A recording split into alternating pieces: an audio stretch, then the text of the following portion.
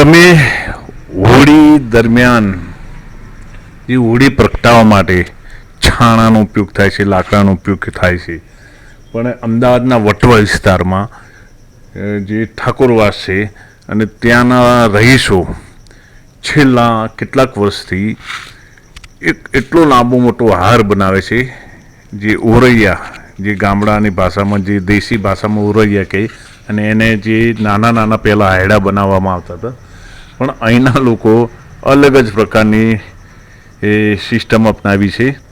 એક જ હાયડો બનાવે છે અને એ હાયડો એટલો બધો લાંબો છે, તમે જોશો કે શું આટલો મોટો હાયડો આ બનાવતા કેટલા દિવસથી આ લોકો મહેનત કરતા હશે, અને કેટલી લાંબી રસી આ જોડીને આને સાચવવો, રોજે રોજ એને પછી નવા સુકાયમ એને પુરવવા, મહેનત તો છે, અને સાચવણી સાથે ઉત્સાહ. તમે આ જે હોળી પ્રગટાવવા પહેલાં આ હારને લઈ જવામાં આવી રહ્યો છે, તમે જુઓ નાના બાળકોનો ઉત્સાહ જ કંઈક અનેરો છે. બહેનો બધા એનો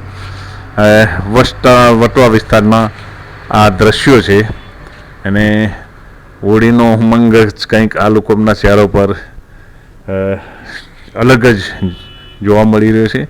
અને લગભગ છેલ્લા 2-4-5 વર્ષથી આ લોકો આ પ્રકારે એક જ હાયડો બનાવે છે, ખૂબ મોટો. તમે જોઈને જ આશ્ચર્યચકિત થઈ જશો કે ક્યાં, અને વિચાર કરશો કે લોકો તહેવારની ઉજવણી કરવા માટે કઈ કઈ પ્રકારની યુક્તિઓ અપનાવે છે અને તહેવારનો આનંદ લે છે.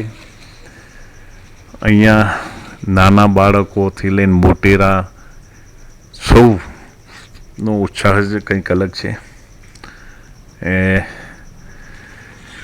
ખરેખર જે ભારતીય તહેવારોની અજબ ગજબની ઉજવણીઓ, નવા જે આઈડિયાઓ, પણ છેવટે તો ઉત્સવનો આનંદ લેવાની જ વાત આવે છે, અને ઉત્સવ ધામધૂમથી ઉજવવાની છે.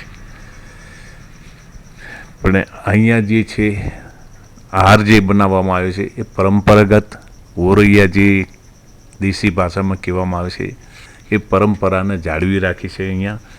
એ સૌથી મહત્ત્વની બી બાબત છે.